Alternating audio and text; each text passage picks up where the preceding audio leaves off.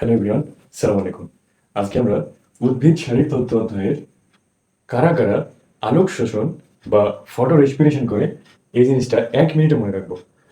তো ফার্স্টে আমাদেরকে একটা গল্প মনে রাখতে হবে যে সূর্যমুখী এটা একটা মেয়ে, যে মেয়েটা হাতে বিড়ি সিগারেট নেওয়ার কারণে পিটুনি খায়, ঘন পিটুনি খায় এবং তার মায়ের কথা তার মনে পড়ে। তাহলে সূর্যমুখী তামাক তুলে, মানে তামাক হাতে তুলে আর কি, তামাক তুলে পিটুনি খায় এবং মা বলে চিৎকার করে। তাহলে সূর্যমুখী